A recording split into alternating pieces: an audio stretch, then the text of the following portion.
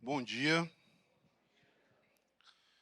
Pessoal, se você tiver com sua Bíblia, você já pode abrir em João capítulo 14, versículos 6 e 7, é o que nós vamos ler. João 14, 6 e 7.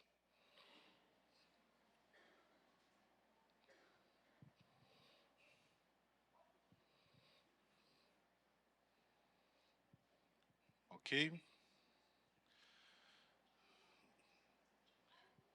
Então a palavra de Deus diz o seguinte: Jesus respondeu: Eu sou o caminho, a verdade e a vida. Ninguém vem ao Pai senão por mim. Se vocês me conheceram, conhecerão também o meu Pai. E desde agora vocês o conhecem e têm visto. Então, o que eu quero falar hoje, dentro dessa passagem aqui, de João 14, é um aspecto que geralmente a gente não toca tanto, principalmente quando vai falar sobre essas características de Jesus. A gente fala bastante sobre discipulado e só para você ficar inteirado do que a gente quer dizer, quando a gente fala de discipulado, a gente não está falando necessariamente de um programa de discipulado, a gente está falando do processo de ser discípulo de Jesus. Essa é a forma que a Bíblia usa essa expressão. A Bíblia não fala de discipulado como uma programação da igreja onde uma pessoa é designada para ensinar determinadas coisas para outra. Tem alguma coisa de errado com isso? Não. Tem nada de errado com isso. Mas a gente precisa entender que o conceito bíblico de discipulado tem a ver com o indivíduo se tornar discípulo de Jesus, seguir esse caminho onde ele segue Jesus, onde ele imita a vida de Jesus, onde ele se torna parecido com o seu mestre. Então, a Bíblia não fala sobre discipulado e discipulador. A Bíblia fala sobre discípulo e sobre mestre. E esse título é aplicável somente ao próprio Jesus. Então, quando a gente fala a respeito de seguir Jesus, a gente está falando de como você vai viver uma vida onde você imita ele e você se torna parecido com ele. A Bíblia fala para nós a respeito da transformação que acontece no nosso interior na medida que nós seguimos a Cristo e o Espírito Santo, no nosso coração, ele nos transforma para que nós nos tornemos cada vez mais parecidos com ele. Esse é o processo de discipulado. Mas quando a gente fala a respeito de discipulado, tem certas características de Jesus que a gente não costuma colocar nesse bolo. A gente não costuma falar a respeito de como que elas, de alguma forma, trazem um impacto para como a gente vive a nossa vida. E o que eu quero fazer aqui hoje é isso. E quero trazer luz para você sobre alguns aspectos de Jesus que não são normalmente traduzidos como coisas que nós incorporamos na nossa vida, como coisas que nós abraçamos como a nossa realidade, como algo que tem a ver com a nossa transformação pessoal. Então, nessa passagem aqui, Jesus está falando que ele é o caminho, a verdade e a vida. E eu quero falar para você sobre como que isso está ligado à nossa transformação pessoal.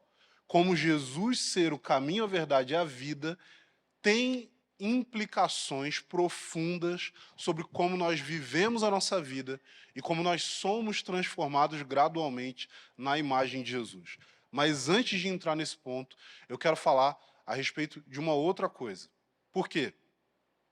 Porque existe um princípio, e quando eu digo princípio, é algo que eu estou falando que é por observação. Não só por observação, mas por também ouvir outras pessoas, pessoas que eu respeito, pessoas que contribuíram para a formação do meu pensamento teológico, que falaram a mesma coisa a respeito da vida cristã, que é, não existe estagnação na vida cristã. Se você for parar para pensar, é muito difícil um indivíduo que para de crescer na sua fé permanecer exatamente onde ele se encontrava quando ele parou de crescer. Parar de crescer na fé implica em uma regressão, implica em uma atrofia. Então não existe estagnação na vida cristã. Ou você progride ou você regride. Ou você avança, ou você recua. Ou você cresce, ou cada vez mais você vai diminuindo a sua maturidade, a sua fé, a sua intimidade com Deus, o seu conhecimento de Deus. Isso é algo que a gente consegue observar. E pensando a respeito de como não existe essa estagnação, mas existe um regredir da fé que a gente consegue observar em pessoas ao nosso redor, ou talvez a gente consegue observar em momentos na nossa própria vida. Momentos em que a gente se tornou muito negligente em relação à fé, momentos em que outras coisas ocuparam a nossa mente, o nosso coração, e a gente começou a perceber como que coisas que nós tínhamos, nós passamos a deixar de ter. Como certos hábitos foram se perdendo, como certas posturas do nosso coração foram se endurecendo diante das circunstâncias da nossa vida. E sabendo que não existe estagnação, a gente precisa ter em mente quais são as coisas que produzem essa suposta estagnação. Quais são as coisas que travam o nosso crescimento na fé? Porque o contrário de ser transformado à imagem de Jesus é você gradualmente, progressivamente, se tornar cada vez mais carnal, cada vez mais mundano, cada vez mais tendo o seu coração dominado pelas coisas desse século, dessa era. E essas coisas podem ser coisas muito sutis. Então não tem como a gente falar de crescimento se existem coisas que estão produzindo em mim um retrocesso na minha fé, enquanto eu estou tendo um esforço para crescer. Não sei se você já se encontrou numa situação dessa. Você percebe que assim, cara, eu estou me esforçando em determinadas áreas da minha vida, mas ao mesmo tempo eu sinto outras coisas me arrastando para baixo, me arrastando para essa terra, para essa era, me arrastando para as carnalidades do meu próprio coração, para as idolatrias que me cercam. E existem coisas como essas dentro de cada um de nós. Você não vai escapar disso. Você não vai ter uma ideia de que, não, eu já sou tão maduro que essas coisas não me atingem. Porque se esse é o seu pensamento, quer dizer que o seu problema é muito mais sério, né? A gente vai ter que ter outra pregação só para você. Porque a questão é que se você acha que você não tem para onde crescer, isso pode significar que você nunca cresceu. Isso pode significar que você está tão desconectado da realidade que você nem sabe o que é a maturidade cristã. Mas o que eu quero falar aqui é sobre essas coisas que, escondidas no nosso interior, nos impedem de avançar. E uma dessas coisas tem a ver com como nós enxergamos a realidade ao nosso redor. Como nós enxergamos a própria fé cristã. Como nós enxergamos a nossa caminhada cristã. Como nós enxergamos a igreja. Porque algo que tem cada vez mais produzido morte no meio cristão é a idolatria evangélica. E quando eu falo idolatria, a gente pode idolatrar várias coisas, a gente pode ter vários ídolos no nosso coração, mas o que eu me refiro aqui é principalmente a idolatria no que diz respeito às lideranças cristãs. A realidade, gente, é que esse assunto foi tão negligenciado por nós que durante muito tempo a gente passou a pensar a liderança cristã em moldes de idolatria. Não é nem que a gente estava correndo risco de cair nisso. Era exatamente para isso que a gente estava caminhando. Era exatamente isso que a gente estava buscando. Então, o indivíduo que se sentia chamado para o ministério, ele se sentia chamado para se tornar um ídolo para outros. E aqueles que queriam seguir alguém, aqueles que queriam buscar orientação, aqueles que queriam crescer na fé, eles buscavam alguém para que eles idolatrassem. E as pessoas começaram a tratar pastores como celebridades. sendo que nem as celebridades eles deveriam tratar desse jeito. As pessoas começaram a tratar homens de Deus como pessoas especiais, inalcançáveis, pessoas com quem você não estabelece um relacionamento. Por quê? Porque você não estabelece um relacionamento com o ídolo. Porque o ídolo é mudo. Porque o ídolo é simplesmente um reflexo dos seus próprios desejos pecaminosos, dos seus desejos independentes de Deus. Então, à medida que o indivíduo idolatra um líder cristão, e à medida que o líder cristão se permite ser idolatrado, os dois se desumanizam no processo. O que eu quero dizer com se desumanizar? Quer dizer que, bom, eu tenho uma palavra melhor para isso. Eu falo que é a política do sequestro. O que é a política do sequestro? A política do sequestro ela diz mais ou menos o seguinte, dentro do ministério. Quer dizer que ou a igreja se torna refém do pastor, ou o pastor se torna refém da igreja.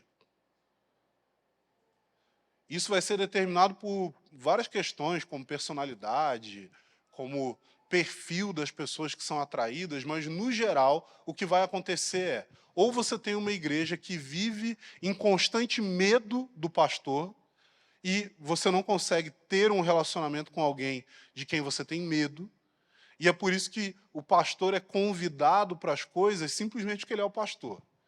Porque se tivesse opção, ninguém convidava. É por isso que o pastor ele começa a se tornar semelhante à polícia. Ele chega e todo mundo fica tenso. Se as pessoas estavam se divertindo, acabou. Assim, não, ó, agora o pastor está aí. Agora eu tenho que olhar como que eu estou, né? O que eu estou fazendo, como eu estou me conduzindo. Eu preciso ficar bem na fita com o pastor. Mas tem o outro lado também, que é quando o pastor se torna refém da igreja. E aí não são as pessoas da igreja que ficam tensas quando o pastor chega. É o pastor que fica tenso quando ele chega perto de qualquer um da igreja. O que, na minha opinião, assim, a situação do pastor está bem pior, né? Porque ele é um só. E as pessoas ficam tensas quando ele está perto. Então, se você espalhar direito, todo mundo consegue relaxar. Entendeu? Você faz um rodízio. Ó, esse final de semana você chama ele aí. No outro eu chamo. Então, deixa a gente se divertir aqui, depois vocês se divertem. E aí fica tudo certo. Agora, o pastor, ele é um só. E aí ele fica oprimido com todo mundo. Ele fica o tempo todo pensando assim, o que as pessoas estão pensando de mim? O que as pessoas estão achando de mim? O que as pessoas estão pensando da minha família? O que as pessoas como que elas estão olhando, como que elas estão avaliando a minha pregação? O que elas estão achando das coisas que eu faço no ministério? E ele vive nessa opressão em que ele precisa ser o ser perfeito, porque o pastor que é oprimido, ele sente a necessidade de ser perfeito. Mas ele sabe lá no fundo que ele não é. O pastor que oprime os outros, ele acredita que ele é. Ele crê que ele é perfeito. E aí, por isso, ele não se estressa. Por quê? Porque, quem tem que se estressar é vocês, que não chegaram no meu nível de espiritualidade. Afinal de contas, eu sou pastor. Sendo pastor, quer dizer que, o quê? Deus concorda com a minha perfeição. Mas essas são apenas duas manifestações dessa realidade de idolatria que a gente vê acontecendo constantemente na nossa vida. E essa idolatria, ela está sendo constantemente demonstrada ultimamente em perceber a atitude das pessoas quando indivíduos que têm grande projeção ministerial caem. Como, por exemplo, o que aconteceu com o Mike Bickle. Sem entrar no mérito do que foi, do que não foi, porque é uma confusão. Gente, sinceramente, é uma novela que eu não estou disposto a acompanhar. Preferia ver Laços de Família. ver lá no... Como é que é o nome daquele canal que passa as reprises da novela? O Viva. Prefiro ligar no Viva. Porque, meu Deus, aí é um negócio, aí o povo discute, aí um briga com o outro, e aí você fica assim, nossa, mano, tem umas contas para pagar, não? Alguém me perguntou, né? Tipo assim, quando saiu toda a confusão, e notícia, e notas, e não sei o quê, aí me perguntaram assim, e aí, cara, você já sabia? Eu falei, não, eu já sabia, fazia tempo. Mas você tá triste? Eu falei, eu não conheço ele.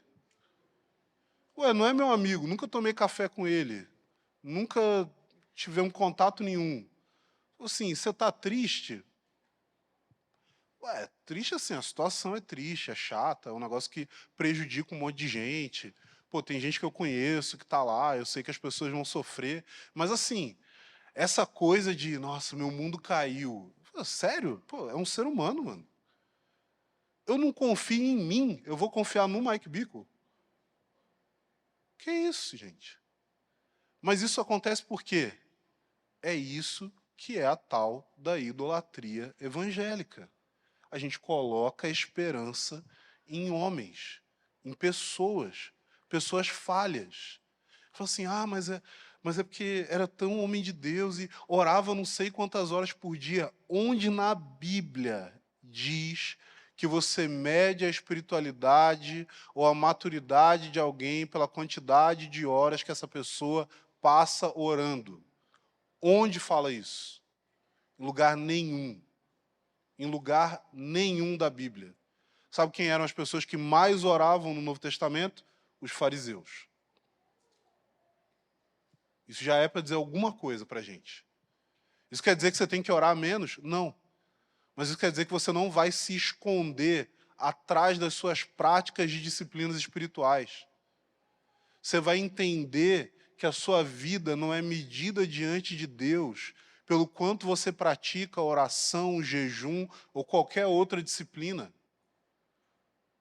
mas pelo quanto você é transformado a se tornar mais parecido com Jesus. Em Judas, na carta, né, que no caso não é os Iscariotes, tá, gente? Mas Judas fala o seguinte, ele compara falsos mestres e falsos profetas com rochas submersas que causam um choque contra cascos de navios e os fazem afundar. Mas eu não estou aqui para falar sobre falsos profetas ou falsos mestres. Eu quero falar sobre falsidades em geral. Não são pessoas que são rochas ocultas que podem causar o nosso naufrágio, mas são coisas que estão ocultas no nosso próprio coração. Coisas que nós nos recusamos a perceber, a reconhecer.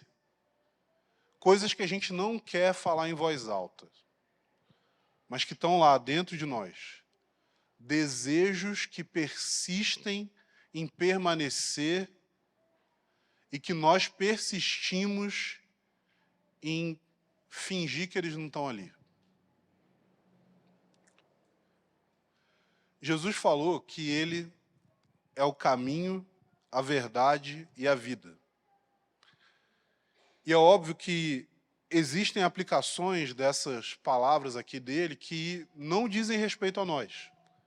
Jesus falou que ele é o caminho, por quê? Porque ele é, de fato, o caminho por meio do qual nós podemos chegar ao Pai.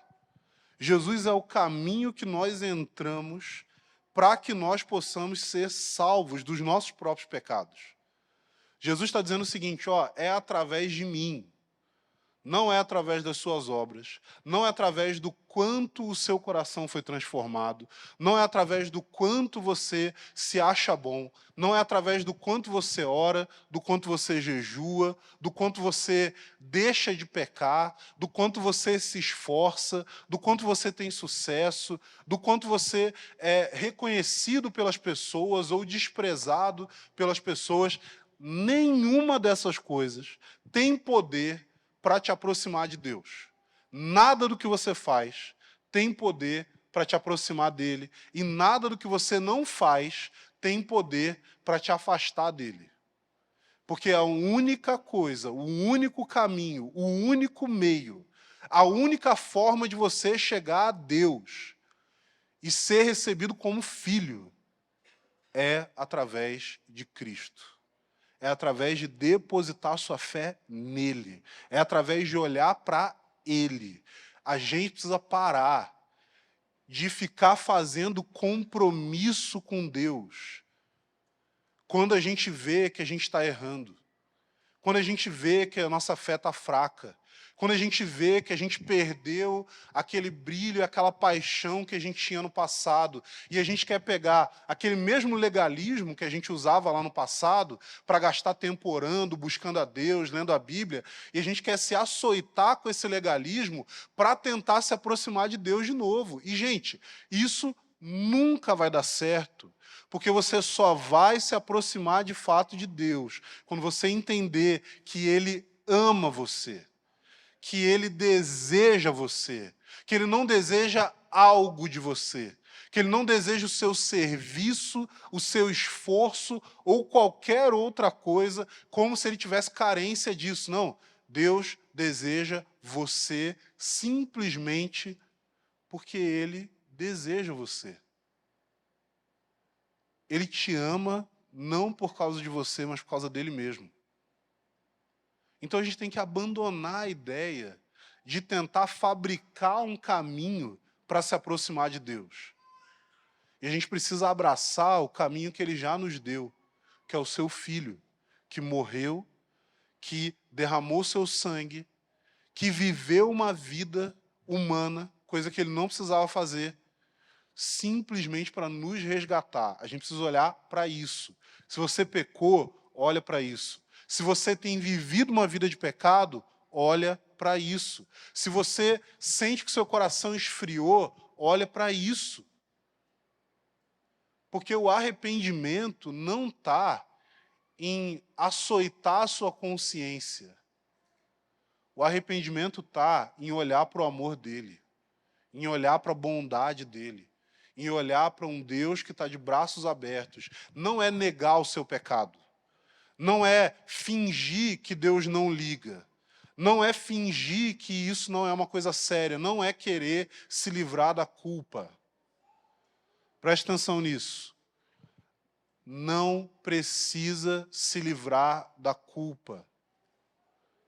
Precisa se aproximar de Deus, mesmo com a culpa pesando no seu coração. Você entende o que eu quero dizer? Que a gente quer se livrar da nossa culpa através das nossas obras. A gente peca e aí a gente chega no culto e a gente não quer ser tão expressivo na nossa adoração. Ou sei lá, qualquer outra coisa. Você fala assim, não vou... Sei lá, você é músico, aí você fala assim, não, hoje eu não quero tocar na reunião caseira, não. Aí, mas por quê? E no fim é assim, porque eu estou me sentindo culpado. Porque eu fiz algo errado. E isso está pesando no meu coração. E aí o que eu quero? Eu quero... gente, eu acho que é porque a gente é brasileiro. A nossa cultura ainda é muito moldada, talvez, por aquele catolicismo popular, sabe? É um catolicismo transgênico. Porque não é catolicismo de verdade. É uma outra parada aí que a gente criou, né? E aí a gente vai mexendo nesse negócio aí, e aí eu falo assim, ó, o que eu vou fazer? Vou pagar uma penitência que consiste em não levantar a mão na adoração. 2 semanas. Você mede de acordo com a gravidade do seu pecado. Você fala assim, ó, pecou muito? Não, há 1 mês aí, pelo menos, sem levantar a mão, sem orar no microfone, sem tocar, né? Vou fazer essas coisas para quê? Parece que a gente está encarando assim Deus como se fosse assim, não, vou ficar meio... Porque Deus só me vê quando eu estou fazendo essas coisas, né? Aí eu fico de fora dessas atividades, para quê? Para Deus esquecer. Porque Ele não me vê mais, aí dá uma saudade. Fala assim, ô, Verdade, né? Você tinha feito aquelas coisas. Não, mas agora está tudo bem. Passou. Fiquei esperando assim, Deus... Ah, tava brabo, mas passou já. Gente, a gente é idiota, né? Não, fala que é real, porque eu sei que você já fez isso e eu já fiz isso, mas a gente é idiota. A gente quer acreditar mais nas maluquices que a gente cria na nossa cabeça do que na palavra de Deus. E o que a gente tem que fazer? Ué, não, mas o que eu faço quando eu pecar? A Bíblia fala. João falou na sua carta, ó, eu estou escrevendo isso daqui para que vocês não pequem, mas se alguém pecar, nós temos um advogado junto ao Pai, um intercessor, Jesus Cristo, o justo. Você é justo? Você é justo? Não, nem eu, mas ele é. E ele que intercede por nós. Então a gente tem que parar de querer olhar para a nossa performance e olhar para ele. Olhar para ele como o único caminho, o único meio. Não é a sua performance em espiritualidade. Não é a sua atuação no ministério. Não é a sua perfeição na criação de filhos. Não é nada disso. Porque você não é capaz de nada disso. E você pode aumentar essa lista aí o tanto que você quiser. A questão é que essas coisas não fazem diferença para como Deus se sente a nosso respeito. Não importa se você pecou, não importa se você... cara, você pode ter, assim, feito a maior atrocidade. Pode ser que você vá preso. Mas mesmo você sendo preso por um crime absurdo e hediondo, Deus ainda pode te perdoar. Deus ainda vai te receber. Você só precisa se arrepender. E sabe o que é? Se arrepender é falar assim, eu realmente, eu fiz isso. Eu merecia ser condenado. Mas por alguma razão que eu não consigo sondar com a minha mente limitada, Deus persevera em me amar. Eu sei que esse pensamento pode gerar em nós assim, mas isso não é perigoso? Não é perigoso as pessoas ficarem sem vergonha? Sim, ué, mas todo mundo já é sem vergonha de qualquer... mas assim, a questão, gente, é que não faz diferença. Porque quem quiser criar doutrinas para justificar a sua vida de pecado, vai fazer isso. O problema é que, por medo daqueles que são desonestos, nós queremos abraçar algo que nos impede de ter um relacionamento com Deus da maneira como Ele deseja ter conosco. Jesus é o único caminho. Ele é a verdade, no sentido de que a gente pode crer nele, no que ele fez, no que ele diz, em quem ele é. Ele é a vida, porque é exatamente em abraçar a obra que ele realizou e quem ele é, que nós recebemos vida no nosso interior. E é essa vida que nos transforma. Mas a questão é que Cristo não só é o caminho por meio do qual nós chegamos a Deus, mas ele também é aquele que gera em nós uma transformação de dentro para fora, na nossa identidade. E nesse sentido, a gente pode olhar para Jesus como caminho e compreender que não só a gente olha para ele como um meio, mas a gente olha para ele como o caminho que nós encarnamos para viver. Entende? Você pode olhar para Jesus como caminho e pensar assim, Jesus é o caminho por meio do qual eu posso me aproximar do Pai. E isso tem a ver com o que ele realizou, e não tem a ver com as minhas obras. Mas eu posso olhar para Jesus também como o caminho no qual eu sigo, um estilo de vida que eu abraço, um tipo, uma forma de viver que muda completamente a minha perspectiva sobre a vida. E a questão que eu quero trazer aqui é: Jesus está sendo o nosso caminho? Ele está sendo o seu caminho? Ou o caminho que a gente está percorrendo é simplesmente o caminho do que faz mais sentido para nós? O caminho do que parece mais confortável? O caminho do que parece que vai dar melhor resultado?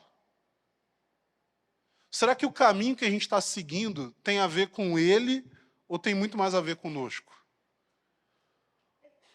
Porque a gente pode seguir um caminho, gente, e eu acho importante sempre ressaltar isso aqui, porque às vezes a nossa mente ela foi tão condicionada por um evangelicalismo meio burro, que a gente faz uma dicotomia entre, ó, tem aquilo que é de Deus, que tem a ver com o quê? Atividades da igreja. E tem aquilo que é do mundo, que tem a ver com o quê? Atividades fora da igreja. Pronto, é isso. É basicamente isso. É assim que divide a vida. Então, assim, se eu falo assim, não, ó, o quanto que você está vivendo para Deus, aí você pensa o quê? Nossa, o quanto que eu estou indo nas reuniões da igreja. O quanto que eu estou atuando no ministério. O quanto que eu estou fazendo coisas para Deus. E, deixa eu te falar, você pode fazer um monte de coisa no ministério. E aquilo ali ser só coisa da sua cabeça. Porque a realidade é que grande parte do que a gente faz no ministério não tem a ver com aquilo que a Bíblia fala. Porque a Bíblia não fala sobre pregação de domingo no microfone. A Bíblia não fala sobre culto de domingo com uma banda tocando. A Bíblia não fala, ainda que essas coisas possam ajudar no processo de nós vivenciarmos a nossa fé coletivamente, ainda que essas coisas possam ser boas.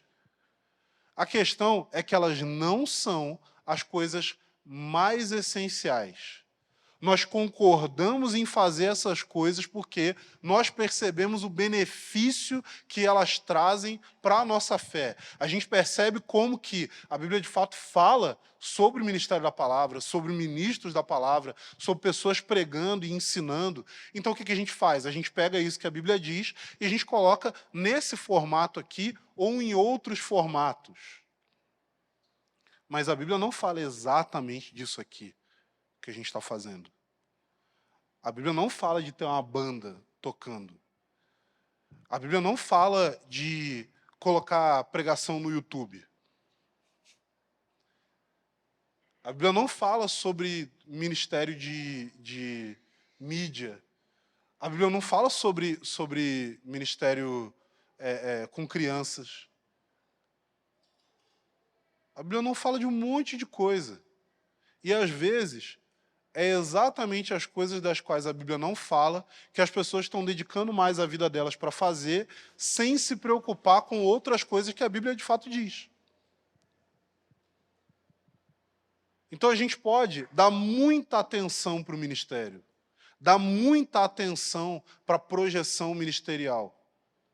E o que tem por aí de pessoas que são profundamente admiradas nas redes sociais, mas que têm zero admiração dentro da sua própria família, que tem zero admiração dentro do seu próprio círculo de amizade, até porque o comum é que pastor não tem nem amigo.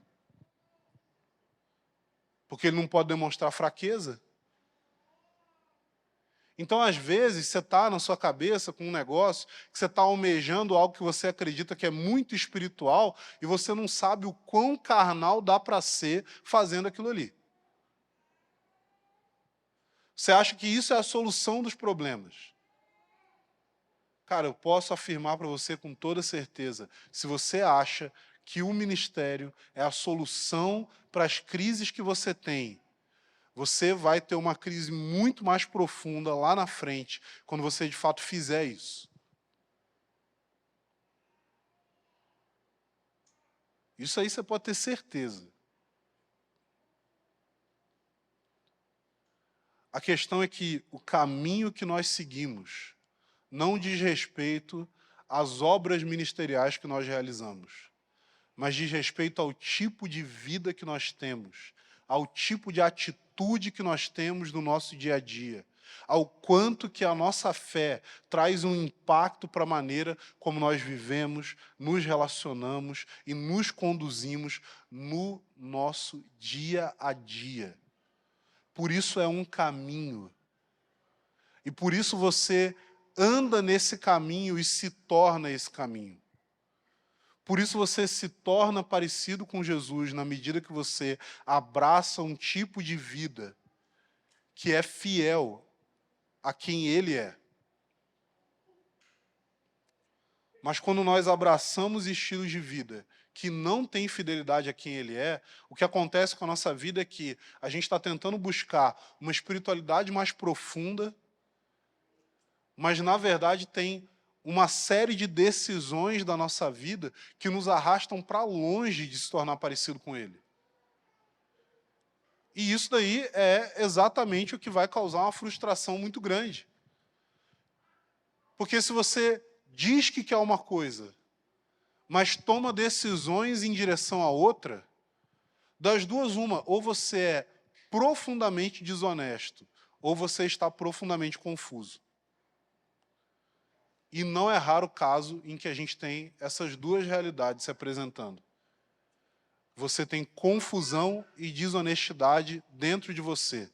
Você fala que quer uma coisa, mas toma decisões que apontam para outra. E você vive nesse dilema constantemente. Porque o que você diz que você quer não é de fato o que você quer, mas é o que você acha que você devia querer. É o que você está convencido que é o certo, mas que você não deseja de verdade. E só tem uma solução para isso. Como eu falei aqui, Jesus ele é o caminho, a verdade e a vida. E a solução para viver no caminho é você abraçar a verdade. Só que abraçar a verdade é doloroso, gente. É doloroso porque a gente acostumou a viver na mentira. A gente acostumou a mentir para nós mesmos, gente. É um negócio muito difícil de se livrar. Eu sempre falo de o quanto que as pessoas hoje elas estão vivendo num mundo de fantasia, onde elas acreditam que as palavras que elas proferem anulam a realidade que elas estão vivendo. A pessoa fala que ela não tem mágoa de alguém, mas quando ela começa a falar daquela pessoa, você sente o veneno saindo.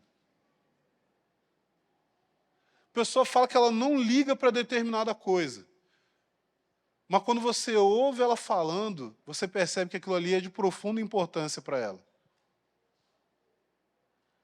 Eu sempre falo, teve uma situação aqui de um irmão que eu confrontei ele, eu falei assim, cara, você está errado nisso daqui e tal, sua atitude está assim, assim, assim. E aí esse irmão virou para mim e falou assim, cara, isso daqui que você está falando é exatamente o que eu queria. Eu estava procurando pessoas para falar na minha vida, eu queria gente que fosse sincero comigo, eu queria alguém que realmente tocasse no meu coração, e eu estou muito feliz que a gente teve esse momento aqui. Aí ele saiu da minha casa e eu nunca mais o vi. Nunca mais. Simplesmente desapareceu da face da terra. Eu acho que o que eu falei para ele deve ter sido tão forte, era tão o que ele precisava, talvez a última coisa, que naquele momento ele foi transfigurado em glória e ele subiu aos céus. É a única explicação lógica para o que aconteceu. Não, mas ele mandou mensagem no WhatsApp da igreja, dizendo que estava saindo. Mas assim, a questão é que a gente acostumou a viver com a mentira. A gente fala coisas que a gente quer, mas a gente não quer de verdade aquilo ali. E para você pensar sobre isso, eu queria que você, se você quiser, faça esse exercício por sua conta e risco.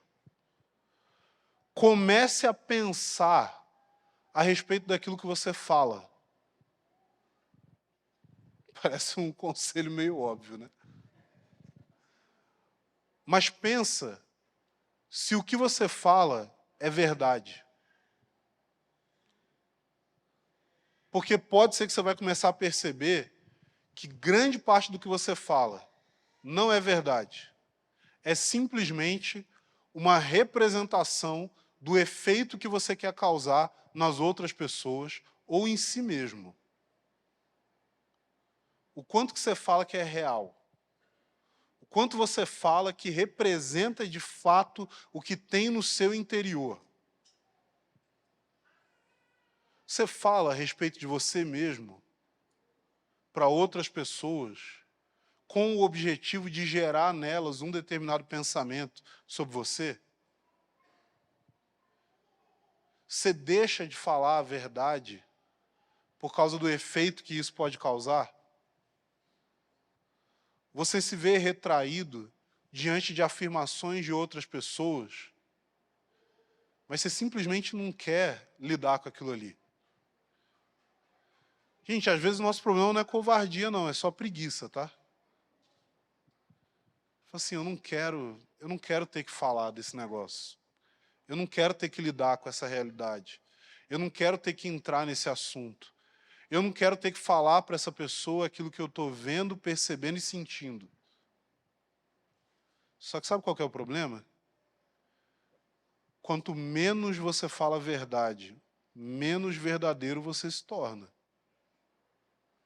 Quanto mais você mente, mais você se torna falso. Mais você perde contato com você mesmo. Menos você sabe quem você é.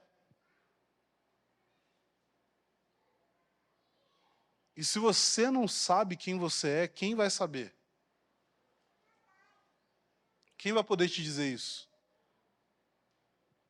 Então, pensa nos próximos dias. Quando você falar algo, para pensar, isso que eu estou falando aqui, por que eu estou dizendo isso? Por que eu estou citando que eu fiz tal coisa? Por que eu estou falando dessa história? Por que eu estou lembrando desse fato aqui e compartilhando com essa pessoa? Pode ser que você vai concluir que grande parte do que você fala tem a ver com não deixar que as pessoas concluam nada sobre você. Você quer ter o controle sobre a imagem que é formada a partir das suas palavras. Porque talvez você tenha medo do que sairia espontaneamente dentro de você.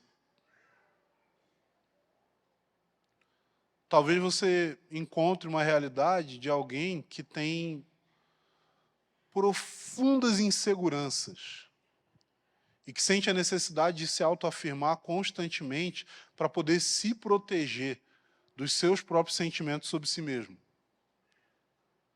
Talvez você encontre raiva.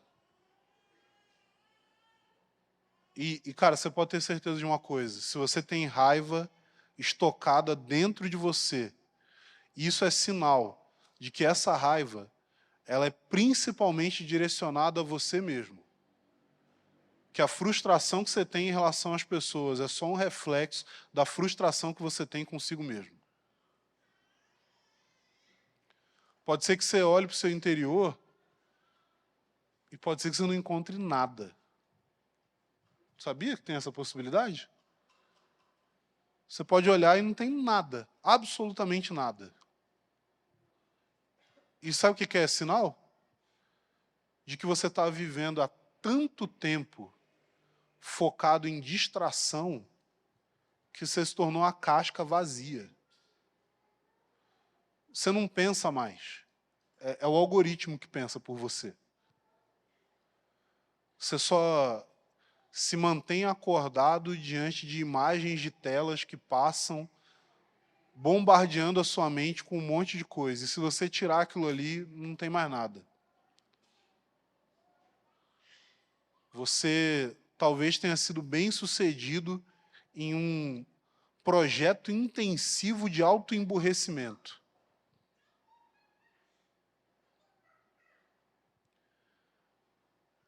Mas a gente precisa perceber o quanto do que a gente fala é verdade. O quanto do que a gente pensa é verdade. Sabe uma coisa que é muito comum acontecer, gente? É que você pensa muitas coisas, mas você não fala quase nada. Talvez as pessoas percebem você como alguém centrado, humilde, como é que fala? Manso. Mas a real é que você guarda tudo para você porque você não quer que as coisas venham à luz e ser exposto que talvez você esteja errado. Sobre uma série de coisas que você pensa. Você fala assim, não, mas eu sou uma pessoa muito de boa. Não, você não é de boa. Você julga profundamente todas as pessoas e você não quer se permitir ser julgado por ninguém. Por isso você não abre a boca. Ah, é porque eu sou tímido. Não, você não é tímido. Isso não é timidez, isso é arrogância. Não é só o que você fala que pode ser mentira. O que você pensa pode ser mentira.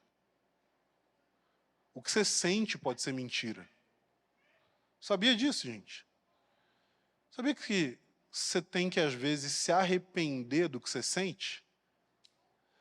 Eu já vi gente que estava assim, ah, cara, eu preciso de cura nas minhas emoções. Às vezes não, às vezes você precisa de arrependimento. Às vezes você precisa se arrepender.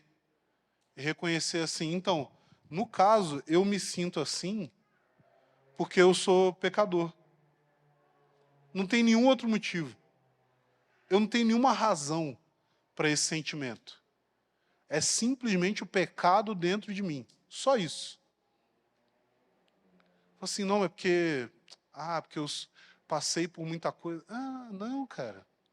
Porque se você passou por muita coisa, gente, dá, qualquer coisa que você passou, dá para achar 10 pessoas que passaram pela mesma coisa e que não estão enfrentando os problemas que você está enfrentando interiormente. Mas sabe qual que é uma grande diferença? Essa pessoa fala a verdade com ela mesma. Sabe o que é falar a verdade com você mesmo? É, por exemplo, você falar assim, então, no caso, não é que eu estou me sentindo frustrado pelas circunstâncias. Eu estou me sentindo frustrado porque, eu não sei se você já tentou consolar algum amigo seu e ele chegou falando assim, ah, cara, estou me sentindo um bosta. Já tiveram uma conversa assim? A pessoa chegou e falou, estou me sentindo um bosta. Às vezes, ela está só certa. É só isso. Ele falou assim, estou me sentindo um bosta. Ótimo. Você é. Vamos a partir daí. Só isso. Não, mas como assim? Ué, cara, às vezes você é assim. Pode ser que você é frouxo, você é covarde, você é invejoso, você é preguiçoso, você, assim, você é um bosta. Entendeu? É isso. Ah, tô mal, cara. Tô mal com o meu casamento, porque minha mulher faz com que eu me sinta um bosta. Às vezes ela está fazendo certo. Às vezes a mulher vai falar assim, ah, é porque ele falou do que ele está achando ruim e, nossa, do jeito que ele falou, parece que eu sou uma bruxa.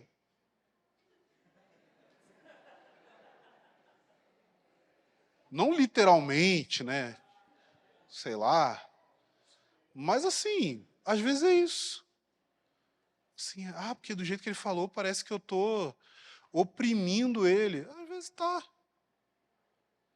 Nossa, porque do jeito que ela falou, parece que eu nem sou homem. Às vezes, só biologicamente. Mas entende, assim, por que a gente fica com tanto medo de encarar a realidade? Por que a gente fica achando que assim, não, ó, não, eu preciso ser positivo. Eu não posso pensar mal de mim. Ué, às vezes pensar mal de você é o certo. E isso não é o fim, gente. Mas a gente criou um negócio na nossa cabeça que é assim, se eu tô errado, acabou minha vida. Gente, você é pecador. Você já nasceu errado. Você não precisa descobrir se você está errado ou não. Você só precisa descobrir no quê. E cada dia, cada semana é uma nova aventura. Entendeu? Assim, a gente tem que parar de querer ficar... Porque, gente, a gente tem um problema seríssimo como igreja evangélica, que é que a gente fica fingindo que a gente é perfeito. E só a gente acredita. Ninguém... Eu sei como é que é a experiência de não ser crente e interagir com crente. É ridículo. É um senso de superioridade, mas falso, que está na cara. Os crentes várias vezes eram piores que os outros. Várias vezes acontece isso. Várias vezes acontece. Por quê? Por causa do senso de superioridade. Então, se você tem isso, você precisa olhar e falar assim, eu tenho essa desgraça, está aqui dentro de mim. Eu penso isso. Eu acho que eu sou melhor do que os outros. E às vezes você acha que você é melhor do que os outros, e a realidade é que você é um bosta. Você é arrogante e você não tem nem motivo. Que é o mais triste. Porque uma coisa é o, sei lá, quem que é muito famoso, muito bem-sucedido, lá o... Ah, já... Não, gente, vamos...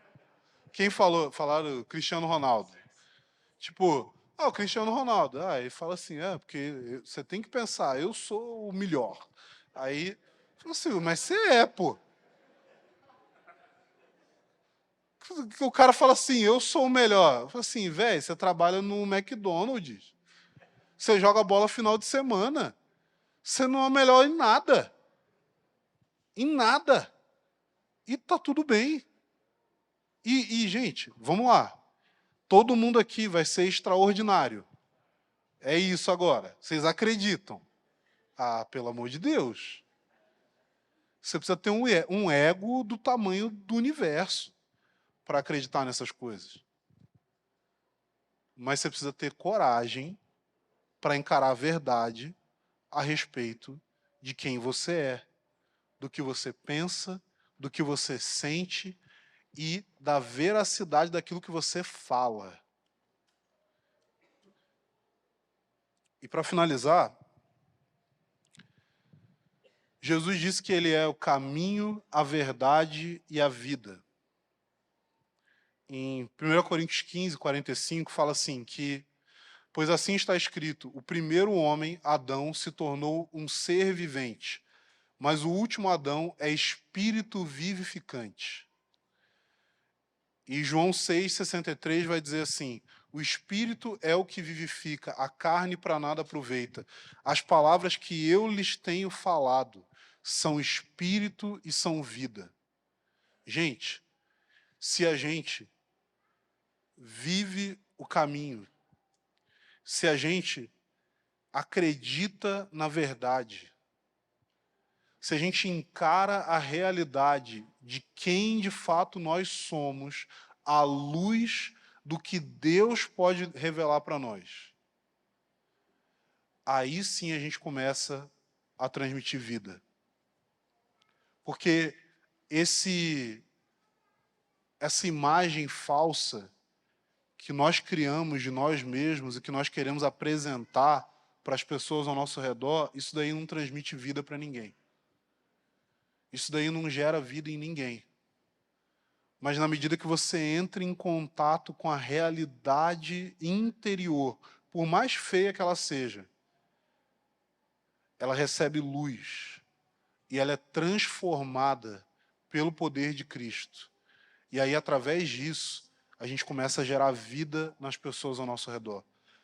A gente começa a ter uma vida que flui nos relacionamentos. Gente, pensa. Os nossos relacionamentos, eles são baseados em relacionar com quem? Com pessoas que nós criamos para nos proteger uns dos outros, ou com quem de fato nós somos, com todos os problemas e defeitos, com todos os pecados, mas que tem a capacidade de transmitir a vida de Deus uns para os outros. Pensa a respeito de qual tem sido a base dos seus relacionamentos, tanto com as pessoas ao seu redor, quanto com você mesmo. Está na hora da gente olhar para dentro e, olhando para dentro, encontrar não só a profundidade do nosso pecado, mas também a altura, a largura e a profundidade do amor de Deus, que preenche todas as coisas e que não existe abismo suficientemente profundo em nós que Ele não possa preencher com a sua graça.